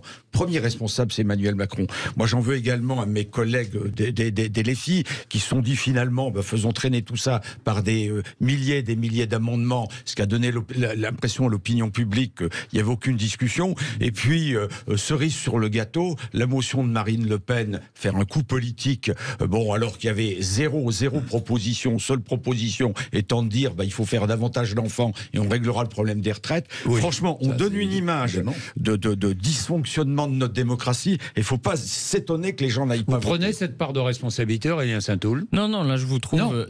attendez, je vous vois tous les trois, c'est un peu l'inquisition dans cette affaire. Non, c'est pas l'inquisition. Excusez-moi. Je vous rapporte des propos de leaders syndicaux qui sont opposés à la réforme. Ça me donne l'occasion de leur répondre. J'ai la sensation que quand les forces politiques donnent leur avis sur les stratégies syndicales, on est renvoyé dans notre camp et on nous explique que ce n'est pas à nous de le faire. Eh bien, je crois que c'est la même chose pour les syndicats. Ils devraient se garder d'exprimer un avis sur les stratégies parlementaires. C'est intéressant. Chacun devrait avoir sa part. Laissez-nous gérer le débat parlementaire, on les laissera gérer le calendrier, par exemple, des mobilisations. Ça, c'est un premier point. Le deuxième point, c'est qu'en réalité, je vous ai dit, ces débats ont apporter quelque chose. Parce que vous n'êtes pas dans un hémicycle, dans une conversation entre deux personnes de bonne volonté. Nous avons eu la nécessité d'exercer une forme de pression sur le gouvernement pour lui faire dire la vérité. Et il a fallu ces 10 jours pour lever ces différents lièvres qui sont décisifs. Le troisième point, c'est qu'on peut arguer que les syndicats sont ceci ou cela. La réalité, c'est qu'ils demandent tous et sans exception le retrait du texte. Donc la première des choses à dire, c'est qu'il faut retirer ce texte. Et là où je suis d'accord avec mon collègue Pancher, c'est de dire encore une fois que la responsabilité totale est dans le camp d'Emmanuel Macron et de son gouvernement, qui ont choisi un texte et une procédure de passage en force, le 47.1, que en plus ils ont choisi un véhicule législatif, un type de texte qui n'est pas constitutionnel. C'est quand même pas un petit sujet de nous expliquer que nous bloquerions la démocratie alors que l'exécutif ne respecte pas la Constitution. Aurélien Saint-Toul, alors donc les responsabilités du Conseil d'État, j'ai bien compris, sont partagées. Charles Rodwell, vous allez répondre, évidemment, mais il est 11h46, je fais une petite pub et vous répondez, vous avez la parole. Ensuite Bertrand Pancher. Et si vous voulez intervenir, qui est responsable de la situation et de ce débat avorté, insuffisant? Moi je pense qu'il a été insuffisant, je pense qu'il est avorté, je pense qu'on n'est pas allé au bout des choses de cette réforme. Il y a des responsabilités communes et partagées. Eh bien 0826 300 300, 11h46. Bourdin. Il est 11h49. Alors, Charles Rodwell, vous vouliez répondre à Aurélien Saint-Toul. Oui, en fait, vous savez, je suis jeune parlementaire. Oui. Je suis parlementaire depuis une dizaine de mois. Oui. Et quand vous êtes jeune parlementaire, je crois que vous écoutez les parlementaires plus expérimentés qui sont dans l'hémicycle depuis longtemps. Par exemple, Bertrand Pancher, qui vous êtes député depuis 2007. Vous avez été maire, vous êtes dans un département très différent du mien, et même si on n'est pas d'accord sur cette réforme, moi j'aurais aimé pouvoir écouter et pouvoir débattre avec des députés qui sont plus expérimentés que moi dans cet hémicycle sur un débat aussi important que celui-ci. Et moi je considère que ce débat, et notamment ce débat avec les personnes avec qui je ne suis pas d'accord, avec les collègues que je ne suis pas d'accord, a été massivement tronqué par une obstruction délibérée. Quand le dernier vendredi, nous avons passé 4 heures de tunnel à n'entendre que des interventions répétées, amendement par amendement, qui changent un point ou un mot dans un article pour empêcher ce débat. Moi, j'aurais aimé pouvoir qu'on puisse débattre des 62 ou 64 ans. J'aurais aimé qu'on puisse débattre de la pénibilité. Ça n'a pas été possible. On aurait pu débattre si le ministre avait répondu directement. Moi, j'entends vraiment la position des syndicats. Vous venez de dire à l'instant, il y a quelques minutes à l'antenne, que les syndicats devraient s'occuper de leurs affaires syndicales et que qu'ils devraient vous laisser les affaires politiques. Ou non, moi je ne partage pas cet avis. Politique, j'ai dit parlementaire. La stratégie parlementaire. Dieu sait que je ne partage pas l'avis. C'est le politique. Je sais que je ne partage pas l'avis de Laurent Berger ou de Philippe Martinez.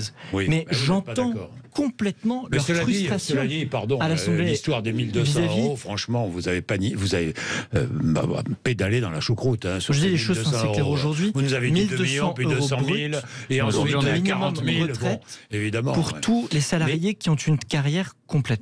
Bon, alors, Bertrand Pancher, vous êtes contre cette réforme des retraites, vous l'avez dit clairement, mais vous êtes désolé par ce qui s'est passé à l'Assemblée nationale. Oui, parce que ça donne vraiment cette très mauvaise image. Et la démocratie va pas en sortir grandi. Mais ça ne nourrit pas. Je voudrais vraiment vous dire, il n'y a pas d'autre solution dans notre pays que de réformer en s'écoutant. Il n'y a pas d'autre solution. Absolument. Et malheureusement, le constat que je fais, c'est que les 3 grands blocs, et que les 3 grands blocs sont dirigés par des dirigeants autoritaires. Emmanuel Macron, il n'y a pas de... arrive en disant, voilà, l'augmentation, c'est comme ça, il n'y a pas de sujet. Et quand j'en discute avec la Première ministre au nom de mon groupe, je dis, mais est-ce que Madame la Première ministre Elisabeth, on peut discuter de l'âge? Ben non, on voit bien que c'est le président qui décide. Donc voilà, le président qui décide de tout, et y compris avec un calendrier qui est réduit. On a Jean-Luc Mélenchon qui fait par voie de tweet, crée la pagaille chez ses propres parlementaires. Oui, parce que c'était partagé. Et puis on a partagé à une voix près. Cerise sur le gâteau, zéro idée, zéro solution. On fait un coup politique avec Marine Le Pen, qui motion de censure en expliquant que la solution c'est de faire des enfants pour financer les retraites. Moi je pense que le gouvernement président de la République n'a pas d'autre choix que de retirer son texte. Moi, je ferais ça à sa place. Il n'est jamais trop tard pour bien faire. Il y a des vrais sujets. Il faut discuter. Une réforme de ce type, cette ampleur, on n'était pas 3 mois, 6 mois, même 1 an près pour le faire, quoi. Bon, il y a quand même Aurélien Saint-Toul, un mot. Il y a des choses avec quoi je suis d'accord de mon collègue. Oui, ça on a compris. D'abord, vous êtes d'accord sur le retrait. Mais d'abord pour dire que le RN n'a rien fait, je pense que c'est une bonne chose. Que Elisabeth Borne a dit dès le début que rien n'était à discuter. Donc aujourd'hui qu'on arrive en nous expliquant on voulait débattre, etc. Ça me paraît de l'hypocrisie. Troisième point, c'est que si vous n'êtes pas d'accord avec le cœur de la réforme, il ne faut pas imaginer que on vient là pour discuter du sexe des anges. La réalité, c'est que l'enjeu, c'est le retrait et que vous compariez la pénibilité au sexe des anges. Non, mais je vois bien que c'est une dimension. Non, vraiment. Le retrait ne s'obtiendra que par la mobilisation sociale. Le 7 mars, il y a un appel à bloquer. Nous y participerons et nous l'obtiendrons. Votre débat à l'Assemblée nationale n'a servi à rien. Quant à savoir, il n'a servi à rien. Mais c'est le choix du gouvernement. C'est le choix du gouvernement de dire que c'est un choix collectif. Je crois qu'il n'y a pas un seul auditeur qui est d'accord avec ce que vous dites. Peut-être, mais les auditeurs mais le gouvernement a choisi qu'en 10 jours, on plierait cette affaire et que si ça n'était pas plié en 10 jours, il reprendrait la main. Si vous pensez que l'Assemblée nationale pouvait débattre de ces grands sujets que vous jugez si importants en 10 jours, alors c'est que il est fondamental même. Nous, ce que nous avons mis sur la table, par exemple, nous avons dit il n'y a pas de trou. Il n'y a pas de risque sur les dépenses. Moi, j'aimerais juste revenir sur un point. On l'a mis sur la table. On a cherché à nous prouver le contraire. Ça n'était pas le cas. Mais néanmoins, on a fait des propositions pour financer. Est-ce qu'on était obligé de passer de 62 à 64 ? La partie des articles après l'article, tous les amendements après l'article 2 sur lesquels on a concentré nos efforts les derniers jours portaient sur ces moyens. Vous auriez pu retirer vos amendements. Vous l'avez pas fait pour des raisons purement politiciennes. On sent la confusion dans l'explication. Jean-Luc Mélenchon l'a fait pour des raisons politiciennes. Absolument. Mais enfin, c'est le même reproché par ses alliés politiques. Mais c'est ça. Nous refusons ce texte. Vous refusez ce texte. Ça, on l'a compris. Ou Charles Rodwell, Bertrand Pancher. Il nous reste 1 minute 30 de résistance. C'est quand même de la résistance parlementaire. C'est quand même la responsabilité dans toute cette affaire également du Rassemblement national. Qui a brillé par son absence et qui ne brille pas par son absence dans la violence envers les élus, comme on en a parlé tout à l'heure. Moi, j'en ai fait les frais à titre personnel également. Les syndicats et une partie des manifestants sont venus devant ma permanence, manifester paisiblement, on en a discuté. Et à l'inverse, depuis plusieurs semaines, j'ai eu quelques dégradations de ma permanence qui ont à chaque fois été celles des mouvements d'extrême droite. La deuxième des choses que je voulais dire, c'est que lorsque Marine Le Pen explique qu'elle ne cautionne pas l'attitude des députés d'extrême gauche, je dis que si, au contraire, elle la cautionne absolument. Le Rassemblement national, dans tout ce débat, a été un allié politique de facto de l'extrême gauche, en votant amendement par amendement. Alors, est-ce que moi, en votant motion de censure par motion de censure, l'extrême gauche n'est pas représentée à l'Assemblée nationale. Il nous reste 40 secondes. Bertrand Pancher va avoir le mot de la fin. Est-ce que la stratégie de la France insoumise a fabriqué des votes d'extrême droite, comme le dit Bernard Cazeneuve ? Il n'y a pas que la stratégie de la France insoumise. On est gouverné. Pourquoi M. Pancher serait plus compétent là? Parce que M. Pancher c'est moins souvent exprimé. Les 3 dirigeants des 3 grands blocs sont tous des dirigeants autoritaires. Tous des dirigeants autoritaires. Que ce soit Emmanuel Macron qui décide de tout, que ce soit LFI, pardonnez-moi, avec Jean-Luc Mélenchon qui est quand même une forme d'autoritarisme. Et puis Marine Le Pen. Et la seule solution pour notre pays, c'est d'entraîner. La seule solution pour notre pays, c'est d'entraîner collectivement. C'est d'entraîner tous ensemble. Et il faut incarner ce choc. On ne peut pas comparer ce qui est arrivé à Jean-Christophe Lagarde au passé UDI de Bertrand Pancher. Ça, c'est de la politique politicienne de bas étage. Par contre, on ne peut pas arriver en nous disant vous avez des dirigeants autoritaires, ceci, cela. Si M. Pancher connaît l'organisation de la France Insoumise, plus également, comme dans connaît l'organisation de la France Insoumise, il est constamment interrompu précisément. Comme à l'Assemblée, il est constamment interrompu. Vous voulez interrompre en permanence. Alors terminé, Bertrand Pancher. C'est bien, je vous remercie pour votre invitation. Mais voilà, Voilà, il n'y a pas de possibilité de réformer le pays sans écoute. Ce qu'on n'a pas besoin, c'est de grands cerveaux, c'est de grandes oreilles. Il faut des gens pour nous écouter.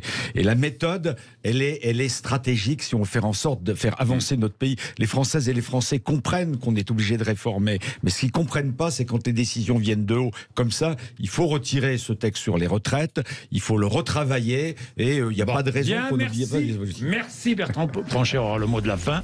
Merci à tous les trois d'être venus nous voir. C'est toujours animé, évidemment.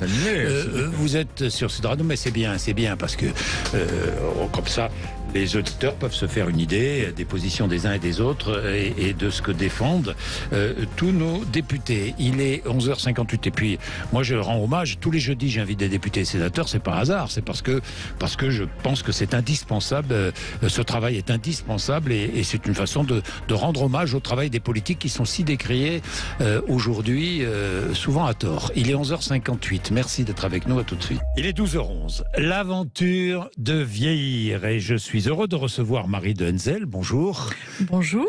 Merci d'être avec nous. Vous publiez L'aventure de vieillir chez Robert Laffont. Et si avancer dans l'âge était un voyage, c'est avec un point d'interrogation. Pourquoi vieillir serait-il honteux? Nous allons en parler tout à l'heure avec Marie de Henzel, mais regardons l'actualité immédiate. Qu'a dit Olivier Véran, le porte-parole du gouvernement? Il y aura vraisemblablement une loi sur la fin de vie, dit Olivier Véran. Alors, quelle loi sur la fin de vie? La Convention citoyenne, réunissant 180 citoyens, a rendu ses conclusions. 167 premières conclusions, attention. 167 se sont exprimées par vote à bulletin secret. Que disent ces citoyens? 84% jugent que la loi actuelle n'est pas adaptée.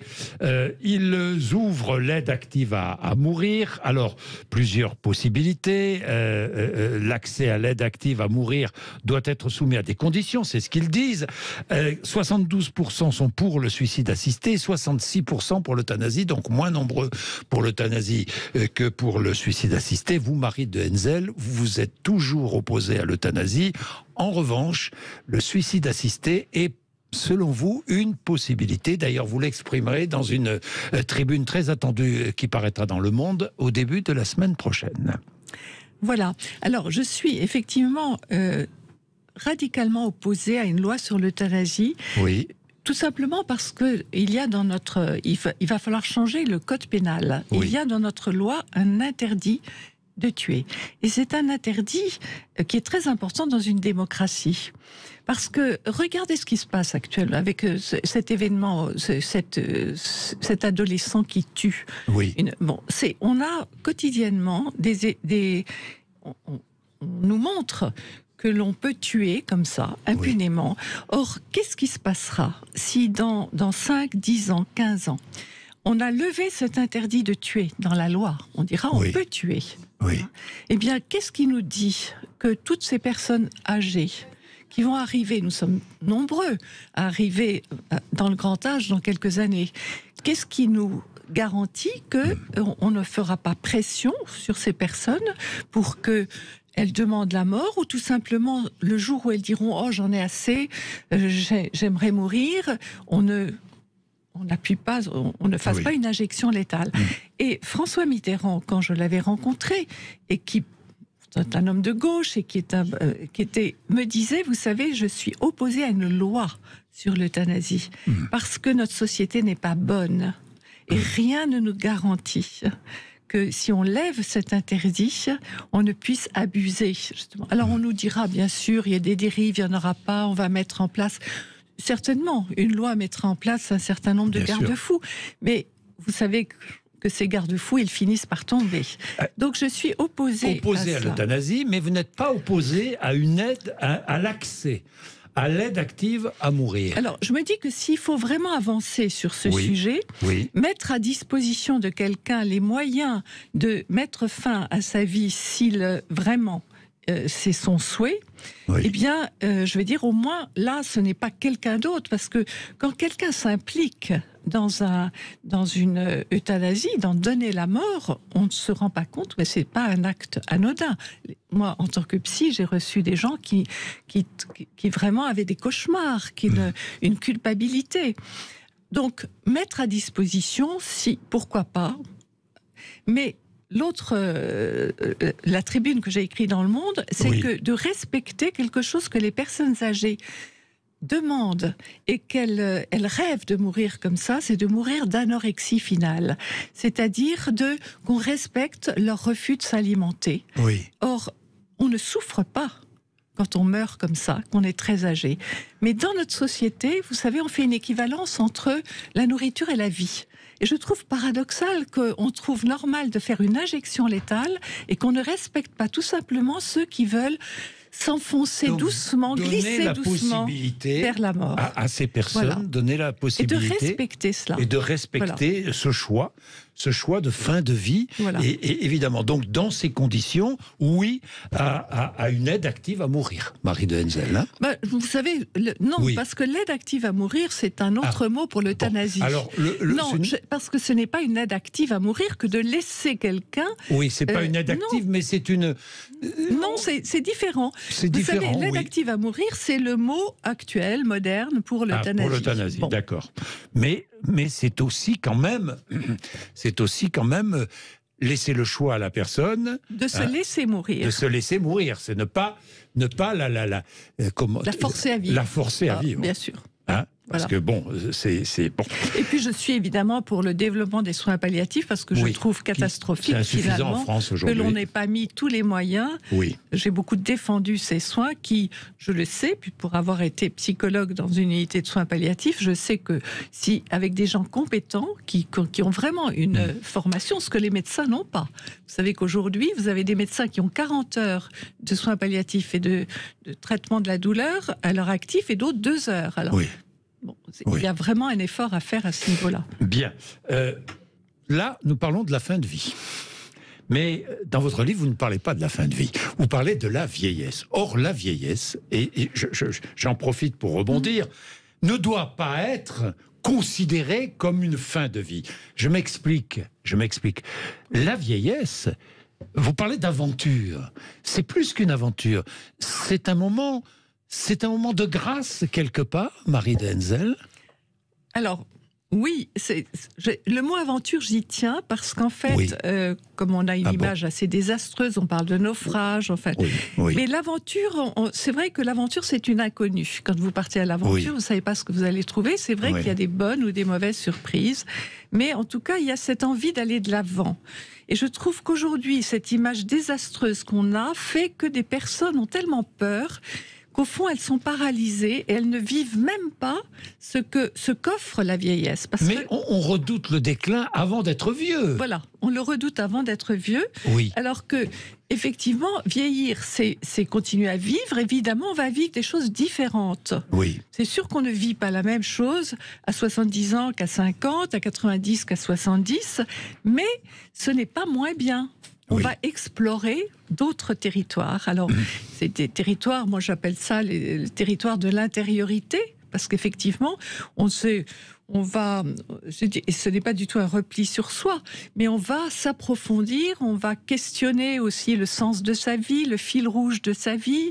On va aussi découvrir peut-être des capacités que l'on avait, qui étaient un peu endormies, quand on était jeune et qu'on était obligé d'être dans l'action. Vous parlez de personnes, là, de personnes âgées qui sont encore physiquement... Non, je parle de personnes vieillissantes. Vieillissantes. Mon livre n'est pas écrit pour les personnes de 90 ans, je l'ai écrit pour les plus de 60 ans. D'accord. Parce que c'est à partir de là qu'on se dit qu'est-ce que c'est que vieillir.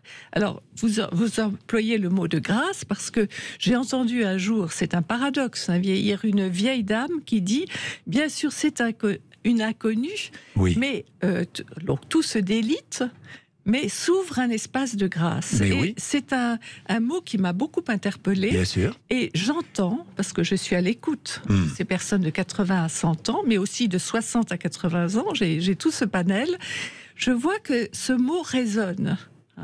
Il y a, on peut dire par exemple que des personnes très âgées deviennent contemplatives et elles éprouvent vraiment une vraie joie. Par exemple, dans la contemplation, tout simplement d'être assis sur un banc et de regarder un paysage. Ce que ne font pas les jeunes parce qu'ils font 1000 choses à la fois et qui n'ont pas le temps. Donc ça, c'est un exemple. Oui, oui, mais Marie de Henzel, très bien, mais les personnes âgées, les vieux, disons le mot, parce qu'il ne faut pas avoir peur du mot. Oui, moi je suis comme Laura Adler, je l'assume. Vous l'assumez. Je l'assume, je trouve que si d'ailleurs notre génération ne l'assume pas, on va dans le mur. On va dans le mur et c'est un signe de désespoir si on ne l'assume pas, montrer aux jeunes. Parce qu'attention, le rôle des vieux dans notre société est essentiel, évidemment essentiel. Mais il y a des vieux qui sont bien physiquement en pleine forme, qui sont intellectuellement en pleine forme et qui donc ont la chance de pouvoir vivre ce que vous décrivez. Et puis il y a des vieux qui sont en difficulté et qui n'ont plus peut-être que ces ressources mentales pour accepter leur état. Mais il y a quand même une grande difficulté à vieillir, Marie de Henzel. Non, mais parce qu'il y a des deuils à faire, bien sûr. Mais il y a des deuils à faire. On a moins de désir au sens très large du mot, évidemment. Alors, le désir ne vieillit pas.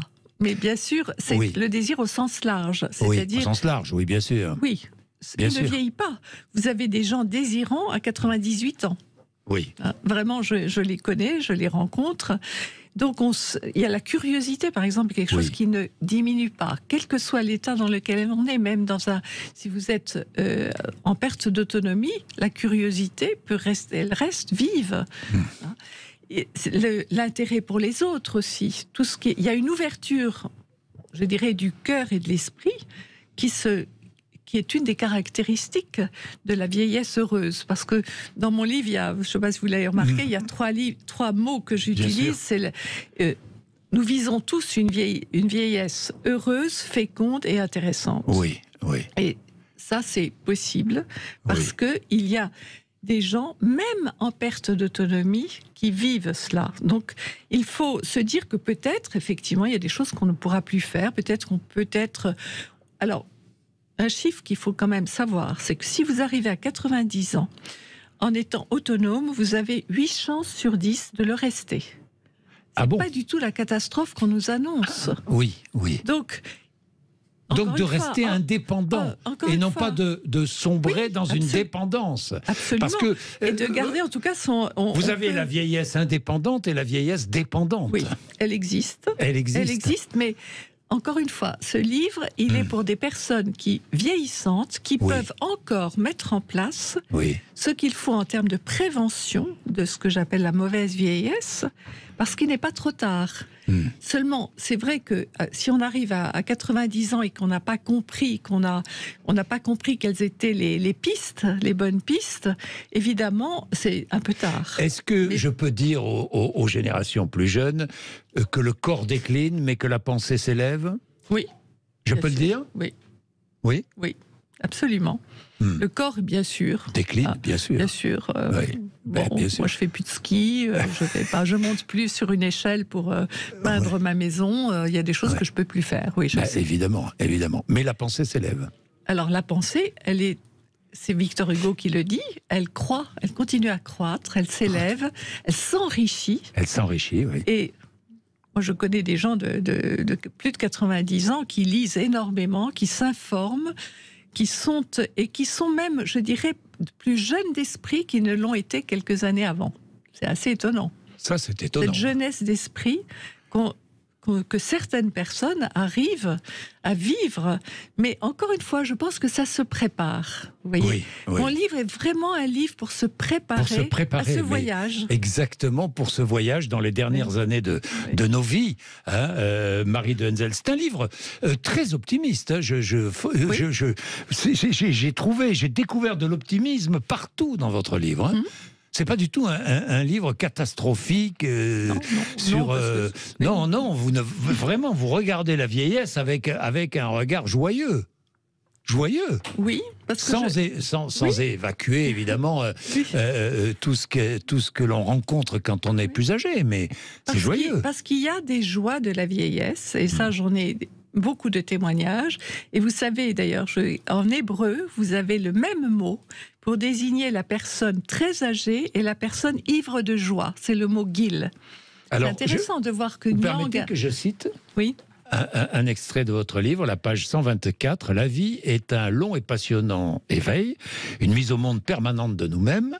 Nous parlons de la vie comme d'une œuvre, nous apprenons à faire corps avec ce qui advient, les joies et les drames, à découvrir en nous des ressources que nous ignorions.